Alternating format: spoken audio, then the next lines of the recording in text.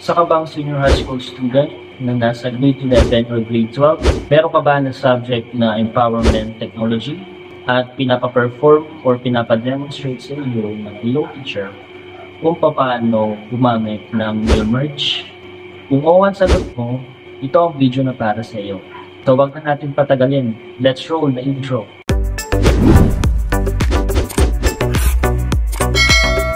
Hello, kumusta kayo dyan? My name is Aljon. Welcome to my channel.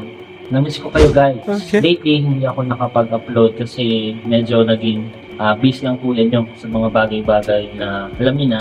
Pero ngayon, I'm back again. Today, meron na naman tayong bagong tutorial na ituturo ko sa inyo. Ito ang merge sa Microsoft Word. Alright, unawain muna natin ang merge. Search ko sa Google.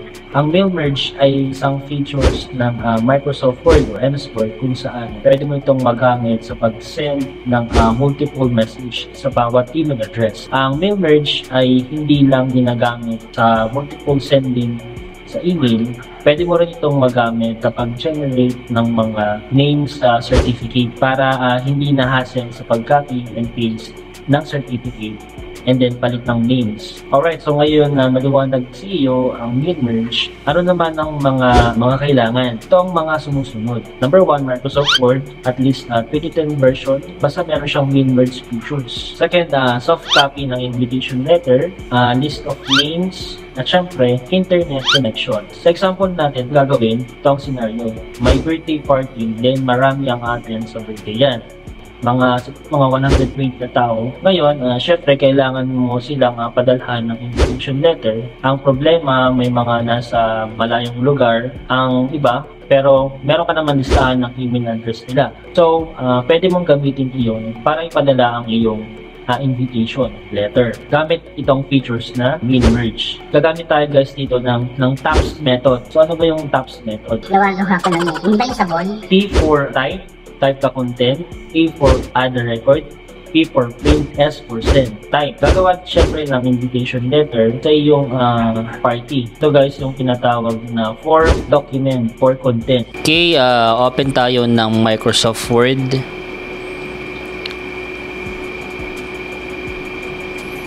Okay, palakihin natin.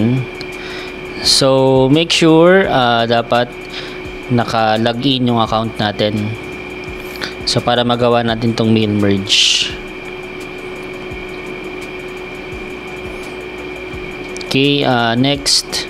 So, click blank document. Check natin kung naka-login yung account. Okay, ilagay natin yung letter. So, paste ko na lang. So, para mabilis. Ayan. So, ito yung letter. So, meron tayong mga contact details, address. Ayan. Body, tapos signature. Okay. So, ito yung importante. Your name, your address, city, email, phone, date. Second, add record. Scenario na ibibigay ko, 120 person sa atin. Kahit pang-apat na sample lang ang isasend natin. Kasi example lang naman ito. So, punta tayo sa mailings.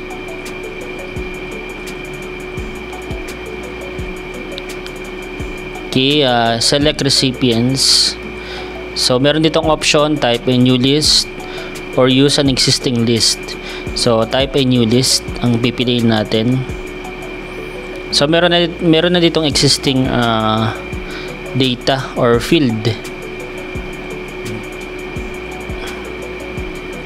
Ayan, so marami yan. So, i-customize na lang natin siya. So, pwede rin naman natin i-delete. Delete na lang natin. Okay, select each field name. And then delete. So, gawa tayo ng bago. Okay, isa-isahin natin.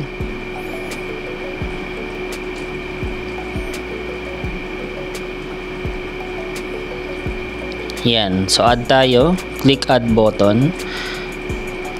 name,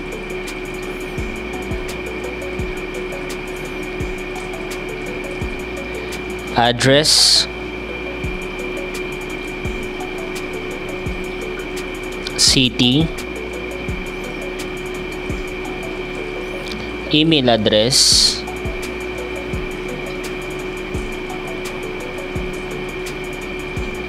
contact number, date. Okay, name, address, city, email, contact number. So pwede siyang i-rename pag nagkamali kayo. Okay. Now ilagay na natin yung record natin. So i-type na natin isa-isa. Kay Mia Anderson. Okay, palakihin natin para kita rin nyo. Address 123 Main Street,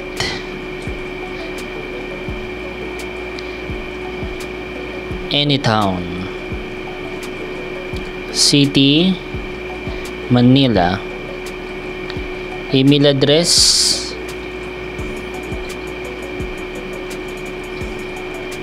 okay, type natin yung email address. Contact number,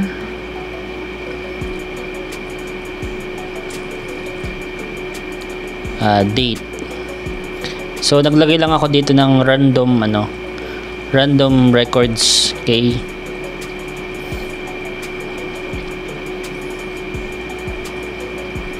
another entry. So let's add, click new entry.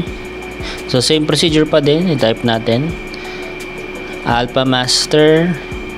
For the name, address 456 Elm Avenue, somewhere, city, Quezon City. Okay, type the email address. So make sure dapat active yung email address na ito. At dapat tama. Kasi dyan natin send yung letter. Okay, next. Contact number. The date.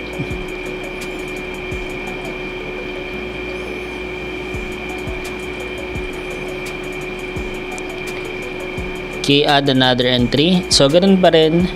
Same procedure.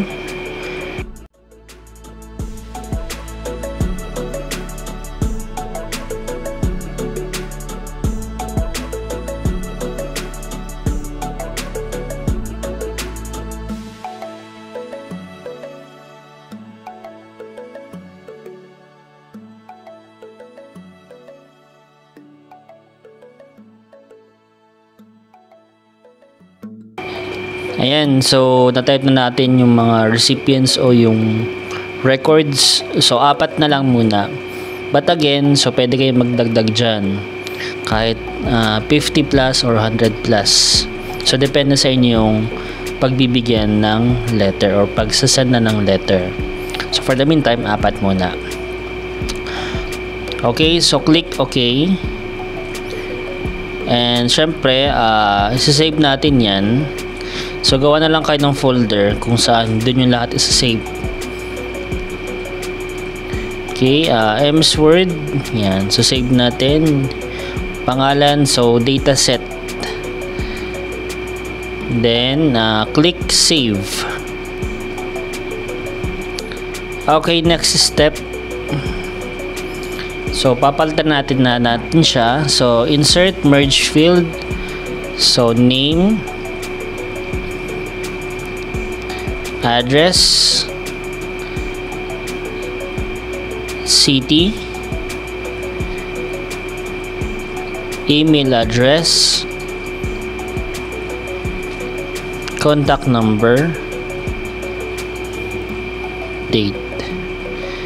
Ayan. So kung mapapansin ninyo, meron siyang double arrow. And delete natin siya, yung yung may bracket o yung may bracket. Ayan. Okay.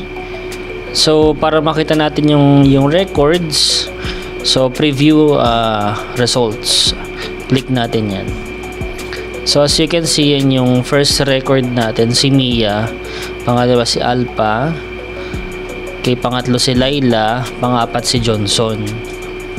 Yan, page 1 lang siya, pero nandun na lahat ng recipients. Okay, so meron tayong first record tapos last record. Yan. So pwede natin siyang i-navigate gamit yung tools na ito. Okay. Ayan. Okay, next ay print. Pero bagong lahat, ipapakita ko muna sa iyo kung paano i-generate ng maramihan pero isang page lang ginawa ko. So ganito lang gagawin. So na-link na natin siya. So let's go with the print documents. Ayan, so click natin yan. So print documents. Okay, pwedeng print mo lahat, pwedeng may specific page lang. Click OK. So as you can see, lalabas na yung printer. So pili na lang tayo ng active printer dyan, and then print na ang kasunod. Okay, so pwede rin natin siyang iano sa PDF para makita nyo lang. Okay, Microsoft Print to PDF. Okay, then dun ulit sa ating ginawang folder, MS Word. Let's say PDF.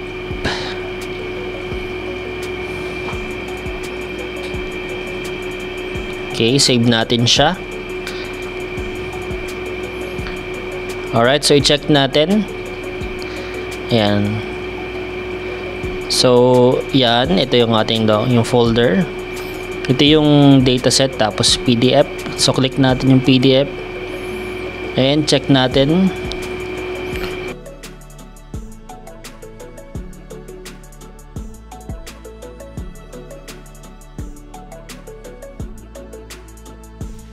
Don't forget to save pala natin ito. Baka mamaya ma-close natin. So i-save natin siya. Doon na lang sa folder na ginawa natin. As in MS Word. Okay, let's say ano ang magandang file name? Mail merge. Ayan.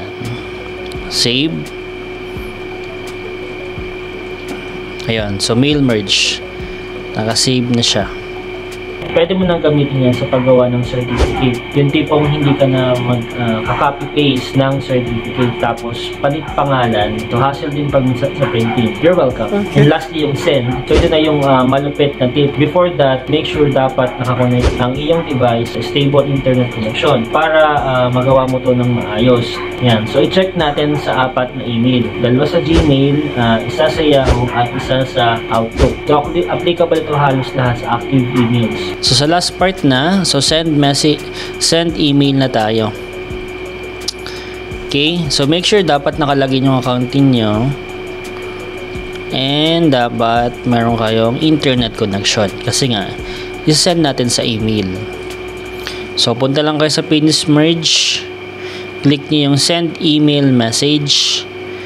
Ayan, so subject invitation letter. Okay, yung field, syempre email address, HTML, then click OK. Okay, so as you can see, ayan, nag-refresh na siya, nag-send na siya. So para ma-check natin kung talagang nag-send, so i-open natin yung apat na email address.